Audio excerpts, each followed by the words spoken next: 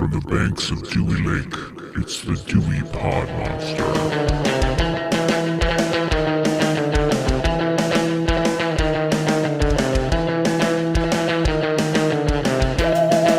All right, welcome back. My name is John, and this is the Dewey Pod Monster podcast. This is a weekly podcast about consumption. Only this time we are on a weird schedule because it is a Friday the 13th.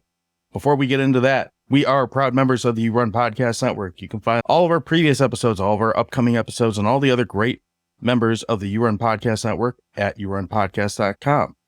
With me this week to talk about our beloved Jason Voorhees is the host of the Dewey Pod Monster podcast, and his name is Sean. Sean, how are you this evening? John, do you think I'm a fart head?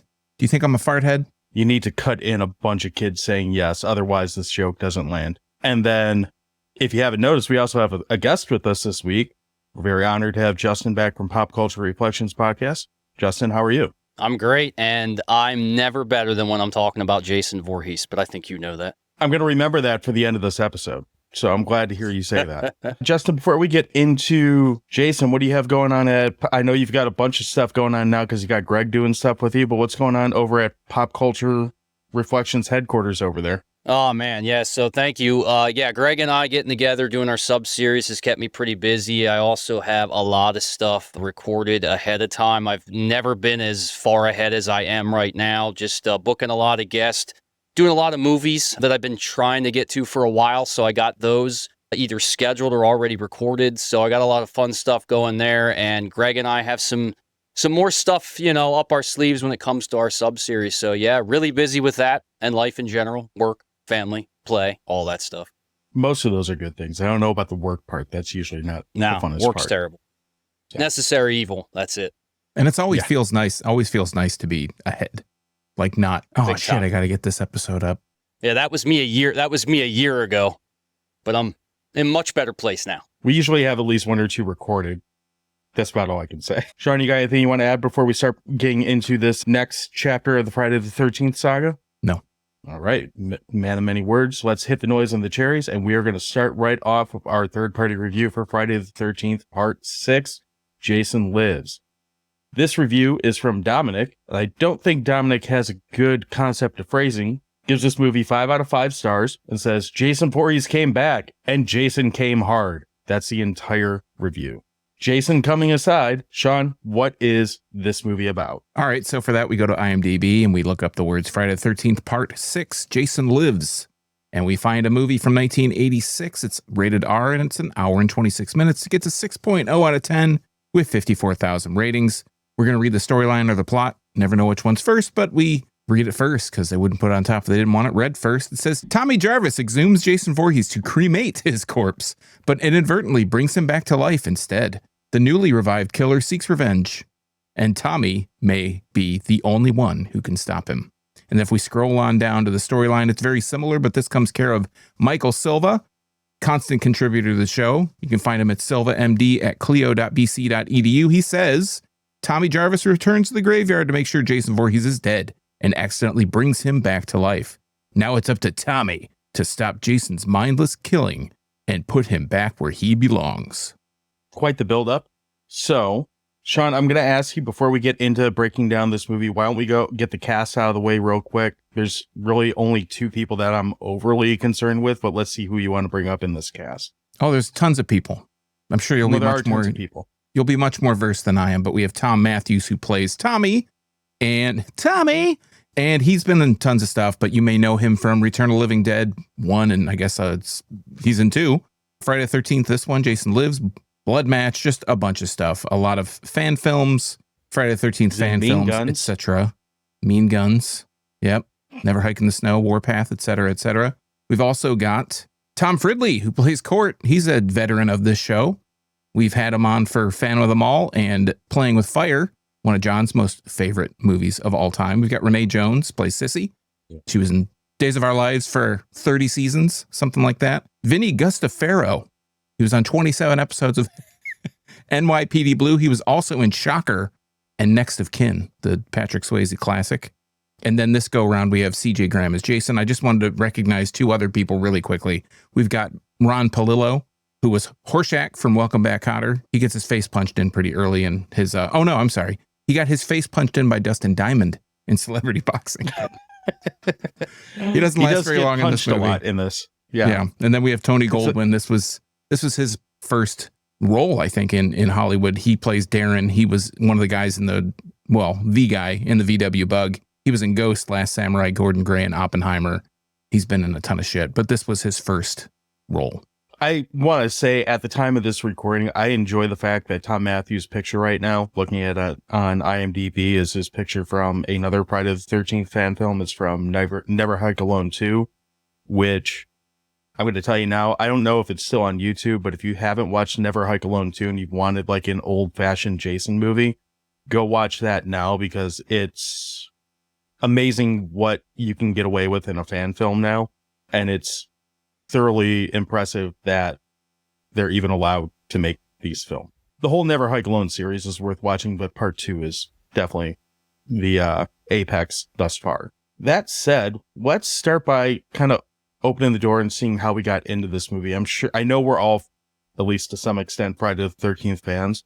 Justin, you're our guest here today. I want to ask you, how did you find Friday the 13th Part 6? Where was this in your Friday journey? Was it the introduction, kind of in the middle? Like, give us your background with this particular entry in the Friday saga. Yeah, so I've said it before. Friday the 13th is my favorite franchise of all time. Jason Voorhees is my favorite film character of all time, so it's meant a lot to me for a long time. In 86, I was only 5, so I didn't go to the theaters, and I didn't quite discover Jason yet, even at that point. But having said that, Part 6, Jason Lives, was the first film for me. I believe. I could be wrong. My memory always gets it twisted between that and the final chapter because I remember watching them very close together. But I feel like it was Jason Lives first, and it was probably around the age of 8 when it would have been out on VHS or on television maybe at some point. But Jason Lives was a VHS staple. Once I did come to it, like this was the one that I probably rented more than the Teenage Mutant Ninja Turtles, for example, which was a fucking film that I rented all the time. But so yeah, and I used to remember watching Jason Lives specifically on New York Channel 11 that I had where we lived. This movie played like, I don't know if it was monthly, but it feels like monthly in my memory. And every time it was on television, they'd get the TV spots for when it's coming up. I would make sure I was in front of the TV for the next viewing. Obviously on Channel 11, it was edited because it was on, network television, but it still was enough for me, especially at that age. Loved it. So yeah, Jason Lives is either 1 or 2 as far as which one I came to first, but it's definitely the one that impacted me the most and brought me into being a fan of the series. Because after that, I had to see them all. I went to the video store and begged my mom to rent every installment, as I was growing up. So love it. Sean, how about you? Are we talking about this movie in particular? Like this movie in particular? You're going to be kicking me off the show. This is like literally the first time I've seen this. No, what? I'm not going to. I'm actually really interested. I really enjoy when these particular types of movies, these like classic, I don't know if this is a classic by other people's standards, but it is by my standards. These movies that are kind of like horror staples, I really enjoy when we stumble onto one that you are experiencing for the first time. So I'm kind of interested in where this is going to go because of that. All right. I promise not to disappoint. I'm curious because I know you're kind of like scattershot with the Friday with franchises as a whole. Yeah. I'm pretty sure I know you've seen Jason X. Are there any others that you haven't like dabbled in yet? I haven't seen Jason X.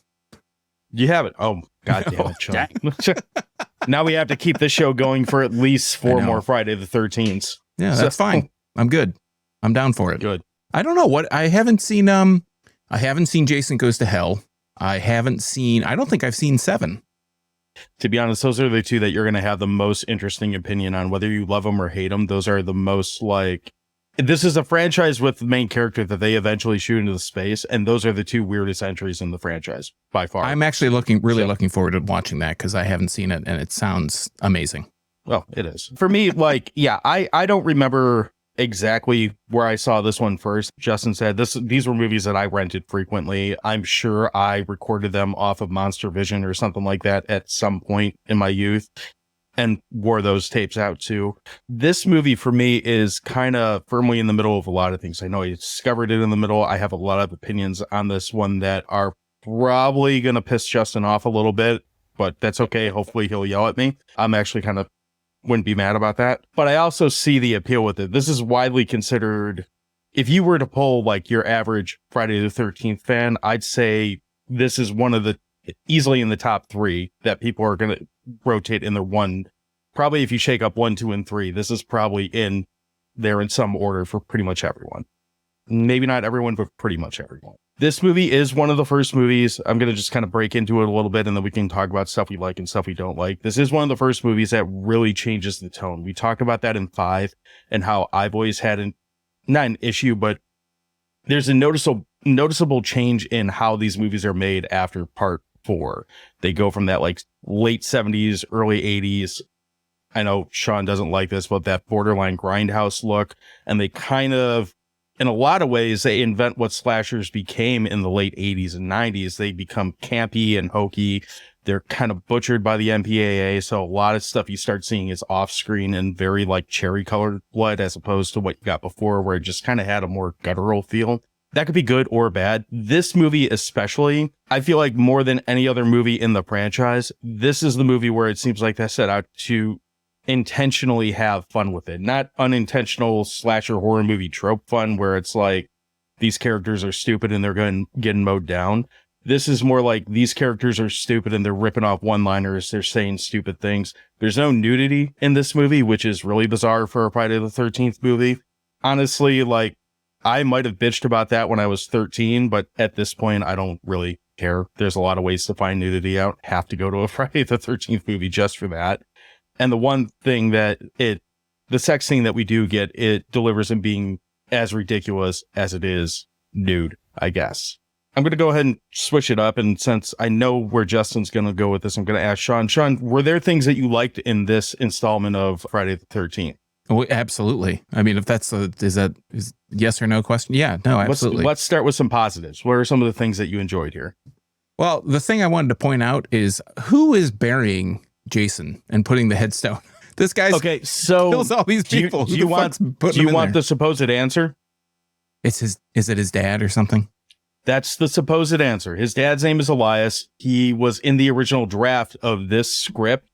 They removed him from the script because they did not want to have to go in and start talking about it, like answering that. There's 2 fan films that deal with Elias a lot. They are Bloodlines and whatever the one was before that. I'll find them. But that's supposedly who is burying Jason and his mother is Elias. You just don't see him in the franchise. And they removed it because they didn't want it part 7 to turn into explaining who this fucker is. It makes sense. I just think it's ridiculous that this person has murdered all these people and they're like, yeah, just fucking bury him. Whatever. No big deal. The first one's called Friday the 13th Vengeance. And the second one's called Friday the 13th Vengeance, Bloodlines. And last I checked, those are both on YouTube as well and very surprisingly watchable. I believe Tom Mathews is in both of those too. Outside of that, I would say like some of the likes that I have are, I love the way that this movie starts out. It right from the beginning, when we get to the title card, when they do the James Bond style open, it's like they're just setting you up to let you know that they're in on the joke. This is like, is this the first one where they've actually kind of like not taking themselves way too seriously? Like this is the first one that they make, like they're even making jokes about things that have happened in the past series. I'd go as far to say it's the only one that takes it to this level. And I really like that. It makes the movie feel not only the slasher style movies that I think audiences really have glommed onto, where, you know, it's like that tipping point where all of them were these super serious, like, well, not super serious, but like they tried to take themselves seriously and be this like horror franchise or whatever. And then we hit this movie, and then the ones that I've seen after this, which I think has only been 8. Eight's kind of a little bit campy too, but it's not like, this one seems like it's in on the joke. And this is the first one that's really kind of knows that it's in on the joke, and they want to see this over the top kind of violent stuff. So I just really love the beginning of this movie, just setting the tone to be like, yeah, it's going to be fun. And it was. I mean, there's so many things I could go about what I liked, like specific little scenes and characters that come in, the gravedigger and his like magic elixir that seems to, oh, cool, just kind of fucking guys. It's called whiskey. Yeah. Alan is in the grave and he's just like, goddamn kids, put him back in there. And he just like covers him back up. So I love when Jason comes in and that synth synth swoosh comes in. It's like whoosh, and he's just going to show up on screen. There's a lot of things about this movie that I really enjoyed. I'm hearing that you like the campiness of this movie. Oh, it's right up my alley. This is like totally my thing. How about you, Justin? Anything you want to piggyback on or kind of maybe segue from on this? Yeah, I don't know how we want to do this, if we want to go back and forth, because I have a laundry list of shit I like about this movie, which you probably are not surprised, but I will at least piggyback off of what Sean had to say about the opening. I love the opening of this film. I'm going to say this. Friday the 13th, for being my favorite franchise, a lot of the installments have shit for openings, in my opinion. This one nails it, because right out of the gates, like Sean said, it's meta from Jump Street, with the Frankenstein resurrection type thing, which is incredible. The 007 opening credits is amazing. You can, like Sean said, you can tell right away that they're in on the joke. We're going to have fun. The tone is set, and they're not going to deviate from that. We know that they're going to stick with this. You can just tell just from the opening credits. So yeah, the opening is amazing. Again, I don't want to give up too much just yet, but, you know, and just the introduction to Thom Mathews, like, another thing I want to talk about real quick, like right from the beginning, I like that it has a glossiness to it that the other installments don't have. I don't necessarily always need to have a glossy, nice looking film. I like stuff that can be a bit gritty, back to like John said about that 70s look, but I love that this is kind of glossy because it really fits the tone and the look of this film. So the opening is incredible. Okay. And we can bounce around on this. I don't want to limit it to just like one thing each. We can say whatever we want to say. This Friday the 13th special. We're here to talk about it. For me, one of the things I really like is the way that Thom Mathews brings the character of Tommy to a more reasonable place. So this is considered the Tommy Jarvis Trilogy, which is whatever. The first movie we had Corey Feldman's in there being a little kid and whatever. And he's fine. Like, I have no complaints about Corey Feldman as this character, especially considering that he's like 14 or 32 or however the fuck old he is in that scene. I think he's like supposed to be 8 or 9. He's pretty young in that movie. So I have no real problem with how he's portrayed in that. I do think how, and I don't remember the actor's name now, how he's portrayed in part 5. It's kind of dumb. Like, they make him very brooding, and it makes sense that he's got emotional trauma or whatever. But let's be real. You don't go to a Friday the 13th movie to see someone dealing with emotional trauma. That's not really what we're here for. And in a lot of ways, Friday the 13th 5 gives you what you go to a Friday. It's got kills and boobs. That's kind of what you're looking for. And it's got someone who looks like Jason. But the Tommy character just is lame in that movie. Like, he disappears for about an hour of the hour and a half of the movie. And then now when he comes back, you almost just forget that Tommy exists altogether, because he's still kind of like a traumatized dick. And yeah, I know the argument, the popular online argument is that everything after this movie is his fault, which I guess. But I don't really care about that. I feel like this is the most, like, although it's exaggerated and comical a lot of the ways, a somewhat relatable version of Jason. And I think a lot of his logic that he has in this movie is kind of a leap of logic, like how he decides to dispose of Jason. I'm not sure makes sense, but it's what we get. So I like Thom Mathews just as a character and what he brings to this role for this particular movie. Well, I think Thom Mathews is awesome, and I don't know if you guys have the same feelings about him as I do. There's just something about him. I'm not saying he's the greatest actor to ever do this. I'm not saying he's the most likable final guy in a horror film of all time, but there's something about him that I really like. And some of it might be built on nostalgia for this film and for Return of the Living Dead, which is one of my 10 favorite films of all time. So there is that too. But another thing I wanted to point out, speaking of Toms, let's talk about Thom McLoughlin, the director. I love that, like, Thom McLoughlin gives a fuck. You know, he puts great care into the filmmaking, and you can tell that he had a vision. He had an idea for what he wanted to do with this. I'm glad they gave him some creativity here, or some space to be creative here, because I think he nails it, and I think he really gets, what he wants to do here, and, he puts together what I think is a really great Friday the 13th installment. So I want to give mad props to him as well. But yeah, I love Thom Mathews. I don't know what you guys think, but I dig him. I love him. You said it. You nailed it. I mean, he's one of those, I guess he's a B-movie actor. I don't think he's like a big star or anything, but he's one of those guys that seems humble picks roles that I generally like. The movie Mean Guns, I joked about when we were going through the cast, is a shit movie. If you remember, it's got, I'm going to make Sean mad because I'll say it wrong. It's got Chris Lambert. Did I say it wrong again? And I think DMX or something like that. Basically, it's some prison movie where they just lock a bunch of people in and they shoot each other up. And he's like kind of the best part of that movie too. But he's one of those guys that there's nothing exceptional about him, but him being in a movie at least makes his time on screen enjoyable to me. And then he does that here too. Yeah, I don't really have anything to add. I would agree on all points. I think that between Thom Mathews and Tom McLoughlin, it's like, is this like the first movie that Sean Cunningham didn't have a big hand in? I mean, I'm sure he had like rights or something to it, but he didn't have a hand in everything from 2 up until Jason Goes to Hell. Okay. Because it just feels like something happened that made it so that it was okay for them to kind of make fun of themselves. You know what I mean? That was part 5 is what happened. That made it okay for them to make fun of themselves. Mm-hmm. What happened is part 5, they were going to go the route of making Tommy the killer, and that tested horribly, I guess. So that's why they basically gave McLoughlin, they gave him one rule. It has to have Jason in it as the killer, and you can't make him stupid. That was the only rule that they gave him. So this is what we got. I would say that the yellow gloves that he wears through this movie are kind of stupid, but outside of that, I think he got it right. And that brings us to Jason, which is primarily CJ Graham in this movie. There's a little bit in the beginning of the movie where he's a little bit of a thick boy and it's a stunt guy. And they said, no, he's too fat. He can't be Jason anymore because he cannot run a paintball. So he can't be Jason. Again, I know where one of us is going to fall on this, but how do we feel about CJ Graham portraying the main character of this franchise in this film?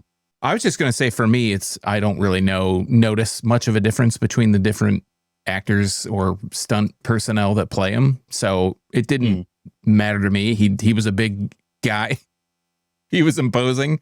So that kind of is the MO for Jason for me. So I didn't have any opinion on it, good or bad. I thought he was fine. John clearly knows already how I feel about CJ Graham. I know how much you like Ted White, and let me be straight with you. I think Ted White's probably the best Jason, if we're being realistic here. If we're really looking at the portrayal, what he does from body language, the stature, the opposing figure that Jason can be, all those things, like Ted White's amazing. But CJ Graham, man, he's my Jason. Like, this is the look and the gait and the style of Jason that brings up all the feels for me. You know what? So I don't know if it's because it's one of the early ones for me. It's what really got me into the series. But you would think after going back and watching these so many times, because I've seen most of the installments over and over again,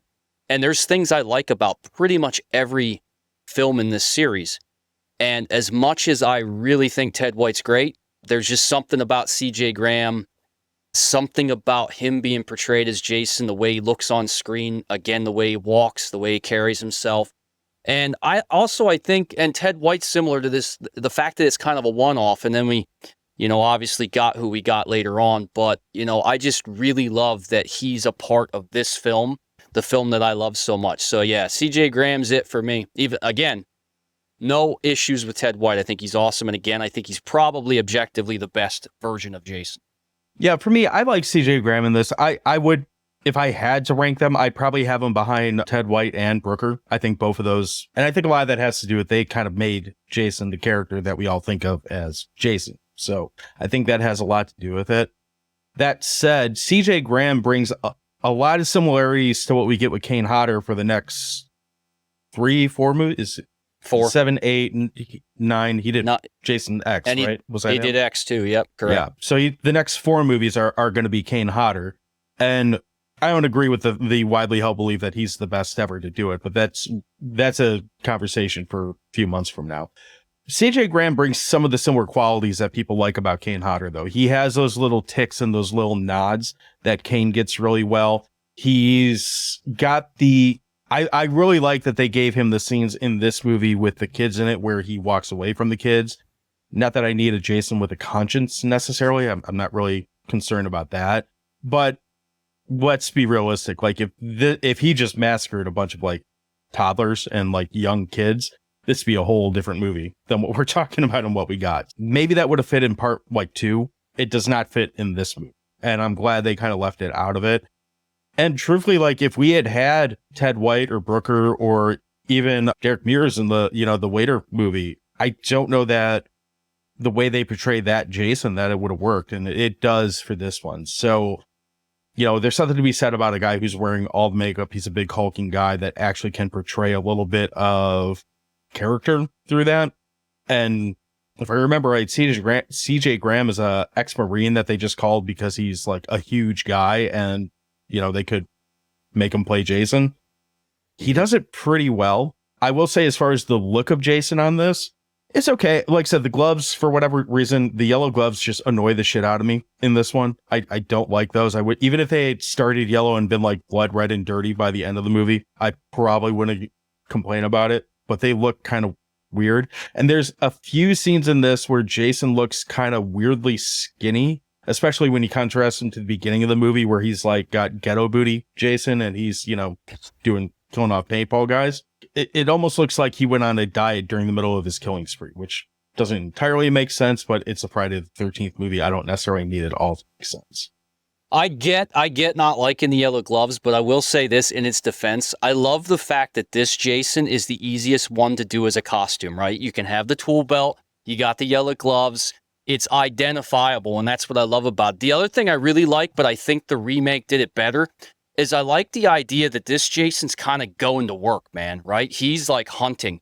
He's got his tool belt. He uses various weapons, and I love that. But again, I think the remake does that a little bit better because they incorporate some of that as well, and Derek Mears does a great job with that as well. But yeah, I'm not going to let you trash those yellow gloves, dude. I fucking love them. I actually have a pair for when I dress up as Jason. I got to have the yellow gloves.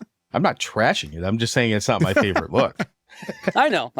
I had to come into its defense, though. I expected nothing less. That's part of why we wanted you here. Someone's got to defend it. That's right. Sean, how about you? Again, this is your first experience with this. You said you didn't really have anything other than him just being big in there. Yeah, I mean, he does come hard in this movie, so I could go so many places with that, but I won't. That's why. Yeah, I mean, it's yeah. Well, it comes really hard, don't we all? Yeah, I mean, I don't really have an opinion either way, to be honest. Like of who plays the character. To me, it's more of just like the character itself. So I don't ever really take into consideration who it is. If you told me it was you, I'd be like, oh, cool. Congratulations. Good job. You did great. I'm just there to see him. Yeah. How'd you get so like fucking swole? I'm just there to watch, the carnage. So who portrays the character to me doesn't matter. It could be, it could be this guy that plays Barney. As far as I'm concerned, it doesn't make a difference to me. Can I say another thing? Like John brought up the fact of the kids. Like I've always liked the fact that this installment actually has kids in it, because the rest of the time we're at a camp, there's never kids. I think it like adds a level of danger that the other films don't have. Even though with the fun tone, obviously we kind of know they're not going to get killed. But there's those two boys that have dialogue, and I think they are fucking great. There's this one line where the one kid says to the other one, "So, what did you want to be when you grew up?" I fucking love that. Like, it is great comedic writing. And I think, and then of course we get the little girl, and like John mentioned earlier about how Jason kind of looks down at her, which looks really cool. And then he disappears. I kind of like that because again, it fits the tone so perfectly. So I really enjoy the fact that there's kids in this. And another thing that makes this installment stand out. What also brings you mentioned it does give a different sense of danger, but it also gives almost like, it almost throws a little bit of a different genre in there, that the elements where they start getting to the camp and shit's really hitting the fan, and Officer Pretzel Folder guy, whatever his fucking name, shows you how much I care, Sheriff Garris probably, when he gets to the camp and again starts really going nuts, it almost brings like a little bit of an action type vibe to the movie, because that's where the like tone and the pacing picks up more. As far as pacing goes for like a horror movie or like a slasher movie, this movie goes pretty quick. Like, it doesn't really have a lot of time where it kind of dicks around and doesn't do anything. Even when it is trying to introduce you to these campers or these kids, it cuts in like Jason massacring like 5 or 6 random paintball people, or, the gravedigger, or the 2 random like preppies. I think I just rambled off like 10 kills in the time, like in the interim between them. Like, here's your characters. Here's your final girl. Oh, there's kids here. Like it does a good job of splicing that in. But yeah, it does just the pace of this movie. Once we get to the point where Jason's in the same vicinity of the kids, I don't want to go as far to say that it feels scary, because to be perfectly honest, and I don't think this is a negative with this movie, but I don't think this is a scary movie either. Like, of the Friday movies, I don't know about you guys, but I don't think there's any tension in this one at all because of how silly all the other characters are. And that's fine. But it does almost have like an action horror, like genre blend going on with it once we get to the third act of this film. Do we want to break in at all about like what this movie is actually about? I think we already did. Jason comes back from the grave and kills people. That's really what this movie's about. Well, yeah, but there's like this whole, you said this whole Tommy Jarvis Trilogy thing, and there's the whole, I mean, why he comes back, what the motivation is behind Jason, like why does he kill? Let's find out. Was his father Elias didn't love him enough and he didn't teach him how to swim, like, or whatever his name is. I mean, there's just like, good job. Oh, cool. Yes. I mean, do we want to like break? We're like 30 minutes into this and we have not once discussed, besides like reading what the plot was about. We haven't said anything about what any of this is going down, like what the story is about Tommy and reviving Can you him. give us a cliff notes? I want your cliff notes of it then. Okay, sure. Yeah. So Tommy is, Ron Palillo is helping Tommy dig this grave. He wants to take care of Jason once and for all. He stabs him with this, when he sees his decrepit, like worm-eaten body, he sticks this rod from the fence into his chest a few times, and it's thundering and lightning, and he gets hit by lightning like Frankenstein, raises him from the dead. He punches Ron Palillo's heart out, essentially, and throws him, dumps him in the grave. And Thom Mathews takes off to the sheriff's office to be like, hey, what's up? This is, what is it called now? Green Forest Green. Something like that. Yeah. Hey, it's Forest Green police office. Jason's back. He just killed this guy. And the police are like, yeah, whatever. You're stupid.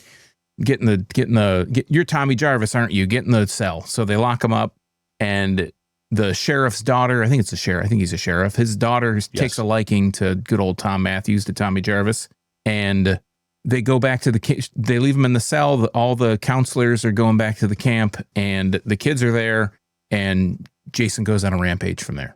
So it's not a whole lot going on, but the police get really involved in this, which is kind of, I think this is, I mean, maybe I'm wrong, but this feels like one of the few times when the police actually see Jason in action, whereas otherwise they're always like seeing the aftermath. They finally see that Jason is a real character and not just like something that happened. Well, you know, the wrecking ball or whatever. And then they come in and see him and deal with him as best they can. Not very effectively, or else we wouldn't have much of a movie. But yes, this is the first time that they're actively involved in trying to fight off Jason. I think one of the things that, and we can always go back to other stuff that we like. I'm not really worried about that. But one of the things that I think is kind of weird about this movie, and that I would almost put it in a mixed bag, I think it's fucking weird that the sheriff automatically assumes Tommy is out there killing people, as opposed to the possibility of Jason being there killing people, because he acknowledges that Jason existed. He acknowledges what happened to Tommy, to Tommy's family, and the other probably 50 kids at this point, 60 kids. I don't know. I'm not dead meat. I haven't added up a kill count for the first 6 movies to know where we're at with that. But I can understand why he thinks Tommy's just fucking nuts or whatever. But the idea that he thinks he would be so nuts that he's killing people in Jason's MO, as opposed to maybe seeing if, like, yeah, the grave's buried again, but it's obviously freshly disturbed. Like, you could tell a grave that was dug, like, buried within the last 6 hours, as opposed to one that's been there presumably for several years. God knows how long he was in there between when Tommy went into the mental asylum and whatnot. So I think it's a little weird how they proceed with all this. Not that it would have really mattered if the cops showed up right from the beginning and tried to. We saw how well it went when, you know, they did encounter Jason. Obviously, it didn't go well, but that's one of the kind of bizarre things. I also think it's fucking weird that as this movie progresses and as we're dealing with the attempted story in this, which is basically this cat and mouse between the cops, Tommy and Megan and Jason, in this weird like chase triangle. I think it's weird that when Megan and Tommy are on the run and taking off, that her father pulls a loaded shotgun and points it at his daughter's head to stop her from speeding. That is like the weirdest action to do because, again, not a gun guy, not my thing. But I will, what little knowledge I have at guns, you don't generally point the barrel of a gun at something unless you don't want it to exist anymore. And that's his daughter that he does that to. So, yeah. Just showing her he means business. I guess. Yeah, and, my thoughts on the whole thing with him just assuming Tommy's doing it, I always wondered, is it their way of acknowledging the events of the previous film, right? The whole idea that they hinted around to Tommy, going nuts, becoming the new killer, essentially. But I always wondered, on the other side, though, if the previous film had basically a copycat killer, why wouldn't they just assume it's another copycat killer before they would assume it's either Tommy or Jason back from the grave? So I do agree with you there. Or Roy. There's definitely a leap in logic. Exactly. Like maybe Roy's not actually dead. But again, I think maybe it's their way of just acknowledging the end of, and I could be wrong. Maybe it has nothing to do with that. But it's definitely not something I like about it. The whole thing with the police station and assuming it's Tommy, and I get it's a whole plot device, but that's probably the only thing I don't care as much about. Sean, you got anything you want to add on that, or have any other things that you might be mixed on with this movie? No, I didn't even think of it possibly being. I mean, obviously we see it from the character side, but wouldn't even put two and two together that the cops would think like maybe it's somebody else doing this. But like you said, it makes sense, and I do think it's a nod to say like, fucking Roy. It's a lot of that's a lot to take in. But yeah, I mean, I think I don't really have like a lot of negatives on this. I just really, I don't know why Jason hates Windows so much, but one of my favorite things about this movie is like near the end, and I'm not going to, for anybody who hasn't seen this, I'm not going to give it away, but Tommy's in the water. You're the only one who hasn't seen it, so you can go ahead and spoil whatever you want. Out there, the audience that's listening to this. I know. I said you're the only one who hasn't seen it, that you can go in ahead the world? God damn. That's my guess. Man. Should have stopped. This is like when Seinfeld. we talked about Terminator, or when we started talking about Ghostbusters, and we kind of said, if you haven't seen this, if you haven't seen this, how did you get here? This is probably in that category. Yeah. Maybe they all watched Especially The Manipulator. Since it's part 6. They watched The Manipulator, and true. they're like, this has to be a podcast talking about stuff I like. But no one likes that movie. That's not true. So Tommy gets dragged out of the water, and he's like effectively drowned. And Megan saves him, gives him CPR or whatever, clears his airway. And all the kids are outside surrounding. And I even captured this. There's this like half-hearted, hooray. The kids are just like so nonplussed that this guy has been brought back from the dead. They're just like, hooray. I love that part I like the element with the kids because like Justin said, it's like the first time we really see counselors, because all the other times they're either fixing the camp or they're trying to get it ready, or they're always there before the campers are, and the kids there that are the two kids. When you said the thing about, so what did you want to be when you grew up? I was like, man, little asshole. But that's like such a funny little line. And again, it's like the whole movie doesn't take itself so seriously that they can have those bits of comedy to it. Like the kills that are in this movie are so, especially the first few, like up through the paintball people, and the guy gets his arm ripped off, and he just like throws him against like a branch sticking out of the stump or whatever, the tree trunk. They're just like, they're fun, they're imaginative, and they're not just like these totally rote trope kind of kills that the rest of the series has had. I just found it like super amusing that they actually kind of were trying to be a little bit more funny about it, a little bit more imaginative. Like even the RV tips over. There's this whole scene where one of the counselors is where we do actually have like a sex scene, but no nudity, which is weird. The camper gets flipped over and Jason just like busts out of it and jumps on top. And it's this cool scene where all this like black smoke is rising off the camper and he's just standing on top of it. And I thought to myself, man, how did that guy not get smoke inhalation? That was great. You want to know the fun story behind that? And Justin, you might already know this story. I would love to hear about it. So that is the last scene they shot for the movie. And the reason why is they could not guarantee CJ Stram's safety in the stunt. So they did the stunt last in case because there was no way they were going to be able to do it again. And they didn't want to risk the star of the, well, I guess, star of the movie. I mean, he's played by two different people in this movie, but getting hurt. So they waited till the very end. So if he's hurt, well, at least the rest of the movie's already done. Yeah, nice. Yeah. Yeah, I think I heard that before. A couple things real quick. I don't think Jason hates windows. I think he just loves seeing people go through fucking windows. I think it's both. Yeah, it could be both. Another thing, we talked a little bit about it, but doors either. So no, yeah, he loves going through doors. That's for damn sure.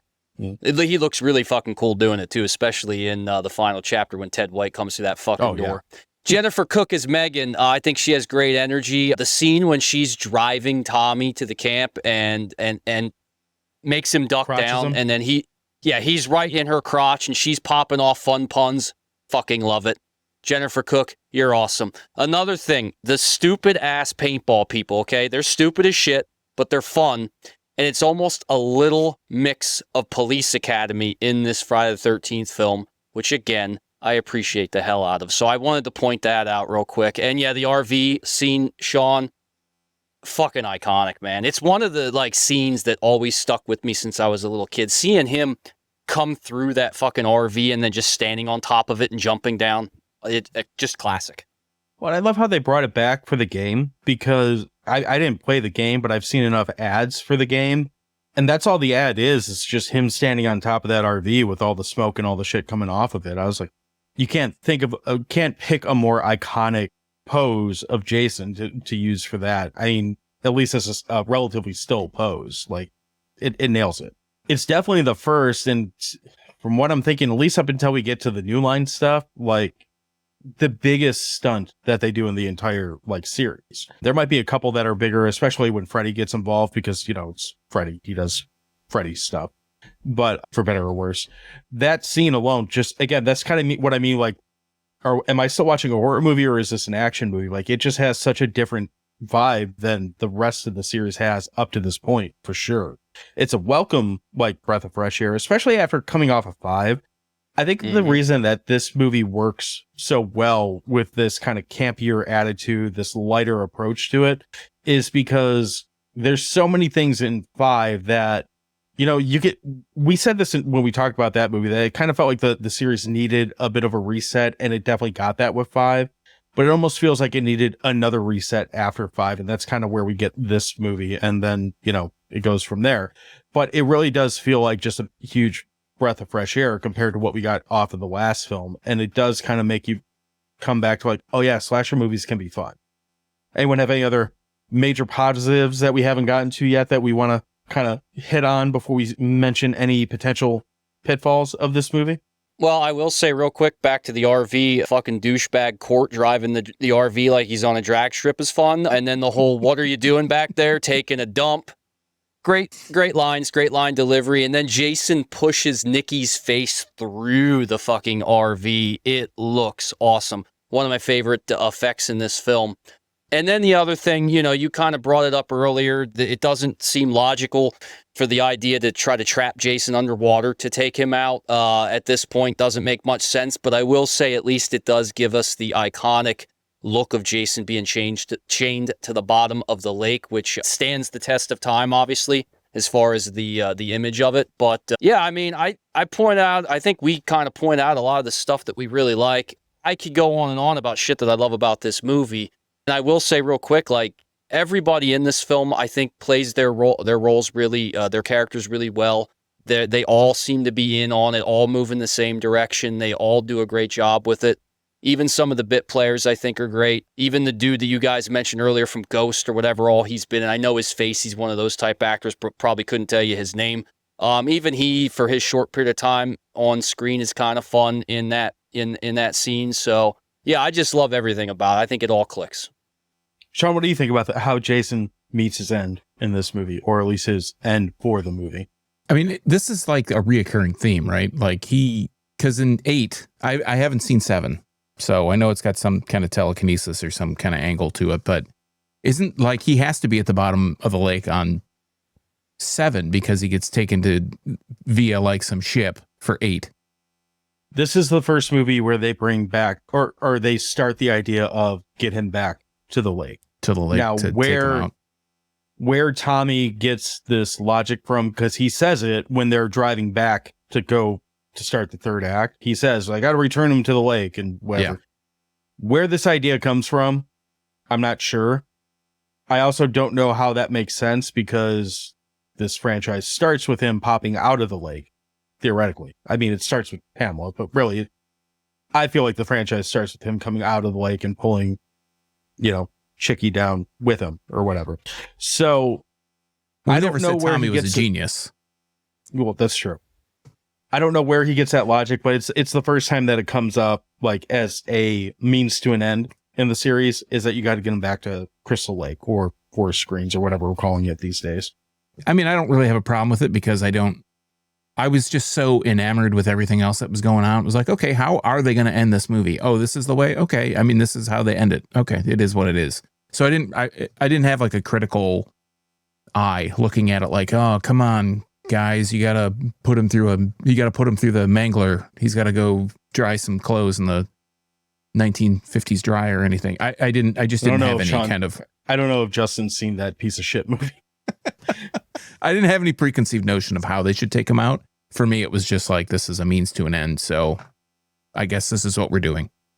Yeah, I think it's a means to an end. And at this point of the movie, it feels like it's time for the movie to end. So I don't really have a big problem with it, because we all know I don't like long movies. And it was time to get out of there at that point. Like, popcorn was gone. We got to go. I'm going to say the worst word I could possibly say. If you think about it logically, Jason's not dead. Jason can't die at this point. Jason's essentially a murder zombie. So he's just kind of opts to take a nap under the lake until he decides not to, because all he has to do is just kind of pull the chain down, loosen the chain, and he can go back out and finish his, job of killing everyone at his lake. He doesn't do that. I don't really care that he, apparently is filled with garbage, because when the propeller blade hits his neck, it looks like they literally just hit a garbage bag that still had garbage in it. And that's kind of fine. I like the idea of his guts being full of trash. It doesn't matter. We've seen this guy take a shot to the head. We've seen him get unloaded on with a shotgun. We've seen him get all this shit happen to him throughout this movie. I don't think this is going to stop him in any way. And then you add on to the idea that okay, if the idea was that you had to get him back to the lake, well, Tommy, you're operating under pre-zombie Jason rules. You just turned Jason into a zombie. So your logic probably isn't going to work. But again, this is just being like internet nerd who's like, hey, wait a minute. I've seen this movie too many times. This is not like a real criticism, because again, at the end of the day, if I really think about it, no, it was time for the movie to end. This is as good as any other way to get us out of the theater at this point. Yeah, and I think a lot of these horror films really don't do a great job in how they kill off the bad guys in a lot of these movies. None of them really make sense. It never lasts. They always come back. And for me, at least with this one, we get the iconic image of him chained to the bottom of the lake. So I'm giving it a pass. It's fun enough. I think that's probably the other thing though. It's such a fun film. It could have maybe been a little bit more of a fun scenario at the end. I don't know how you do it. I'm not the writer, but it would have been something that would have been interesting if they'd have done something fun. Maybe incorporate the kids a little bit or something. You're already going for it. Why not, right? Have them all kick them in the dick and just throw them in the lake. Exactly. Yeah, exactly. Who cares? Just go for it. Spears. Yeah. But all in all, I'm good with it. It works for me. Do we have any other major points we want to hit on before we start wrapping up on this? No? Before we do that, most important question that I'm going to ask, Justin, is Friday the 13th, Part 6, Jason Lives better than Point Break? I knew it was coming. I know, I figured. So you've chained yourself to just like Jason in the lake. That question is the boulder at the bottom of the lake, and you're just chained to it now. It is. And you know what? I kind of love it. So, is this film as good as Point Break? Objectively, no. Point Break is, I've said it many times, it's one of my favorite films of all time as well. And it's a better film. It's a fucking masterpiece, in my opinion. It doesn't get talked about enough by how good it is. But having said that, I can't change my love for this film and what it means to me as a film goer. It's my favorite franchise, my favorite character, and it's my favorite film of that franchise. So yes, this film is definitely as good as Point Break. Voorhees, give me 2. That's right. I'm right there with you. If you had to say like what's the technically better film, it's Point Break, but I like this one infinitely better. But Sean, do you think this film is better than Point Break? This is not meant to be an insult. It's not meant to hurt anybody's feelings. They exist on different planes for me, so I can't. They're apples and oranges. I can't compare them. They are. Fair enough. All right, Sean, fire up the grill. Let's go ahead and wrap this up. Then you're in for a big treat, bro, because it's hot dog time. Sean, we popped your cherry on this movie. Hopefully you came as hard as Jason did. Let us know your thoughts on this one as we start wrapping up. Well, I mean, I think it's fairly obvious that I enjoyed this movie. I really enjoyed it. And the fact they stopped taking themselves so seriously with this one. So they play into the absurdity of it. They play into all these like jokes. The kills are a little bit more inventive. They're a little bit more imaginative. They start to even quote themselves like from their own series. You know, there's the 2 campers in the VW Bug that are mentioning that they've seen enough horror movies not to trust some weirdo in a mask. I mean, it's just fun. It's fun. It's imaginative. If you're not someone that's seen the whole series of movies, I feel like this is even one that, because they don't feel it necessary to burden you with all the backstory about he comes back and he comes back to the lake and it's blah, blah, blah. You could jump into this movie on its own. It's almost like a standalone. You don't need to know anything about Tommy Jarvis. You might be like questioning, who's this guy?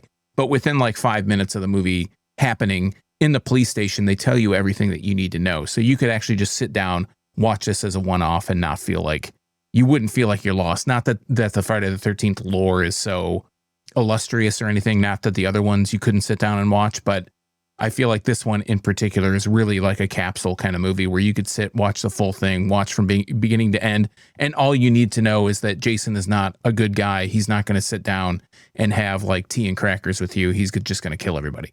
Again, you don't have to like worry about following any kind of sequential timeline. I got to give Friday the 13th Part 7. Jason lives a full hot dog. Like Jason can sit down and we can have a hot dog together. It's a really great movie. I really enjoyed my time with it.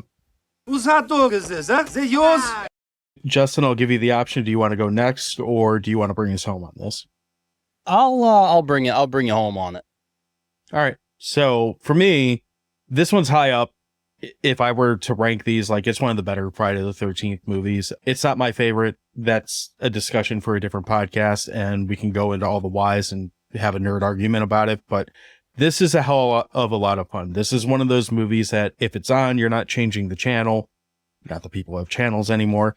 This is one of those that I buy every like time that it comes out as a re-release with, oh, it's got 14 seconds of new shit in it. Well, guess I got to buy that again. It's one of the movies that people love in this franchise, and there's a damn good reason behind it because it's just a lot of fun. It has all the carnage that you want.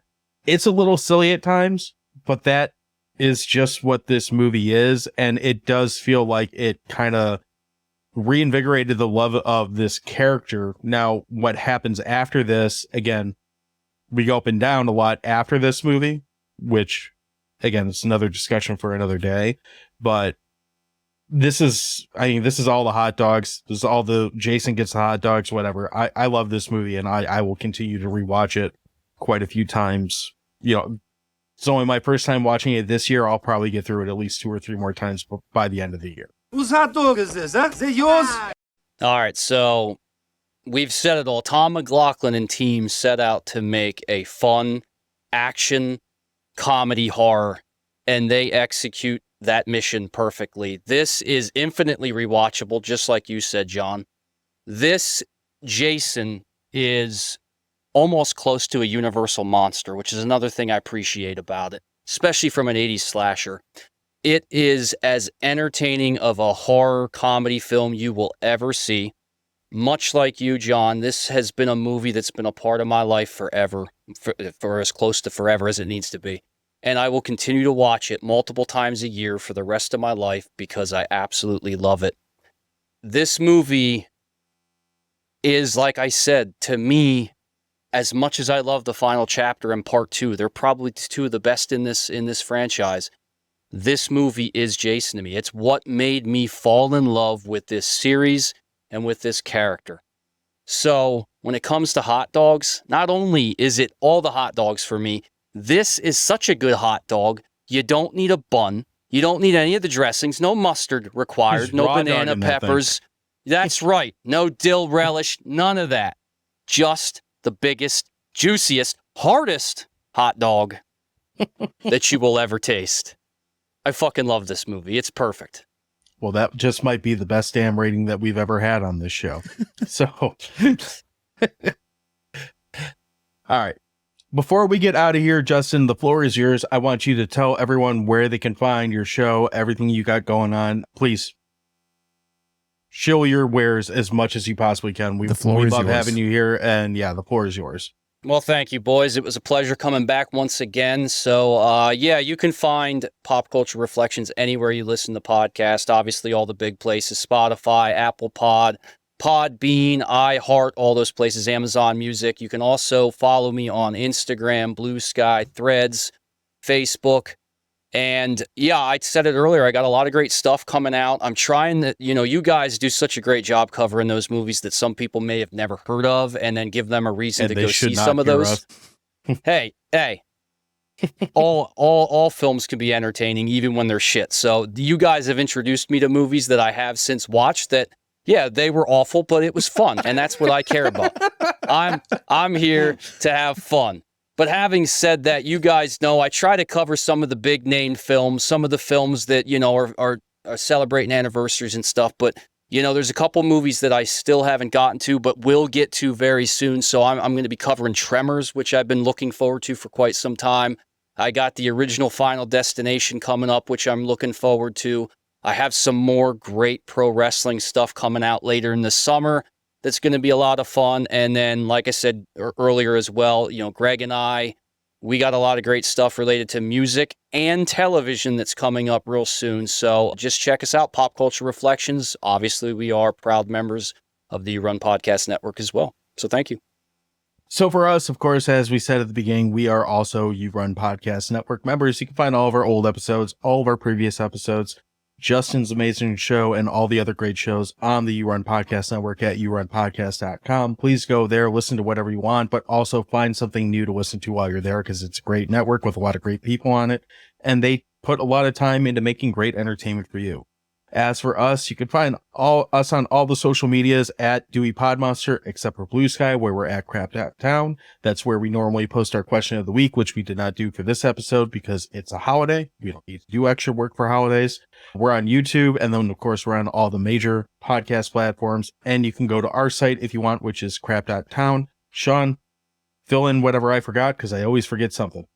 Yeah, I mean, if we have a question of the week, you can have it answered. You can have it read. You can answer it. You can have it read on the show. You just got to check out the social medias that John cares about, and you can answer those. We'll read them on the show if we deem them good enough to read. Other than that, most of the time, and including today, we'll probably leave links to where you can watch this movie or some of the fan films that we talked about early in this episode. You can find those in the show notes. Click those links, watch those movies, those videos, and enjoy yourself. Other than that, if you want to check me out on social media, you can find me at internalbleeding.crap.town.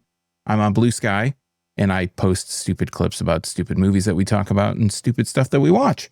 So check us out there.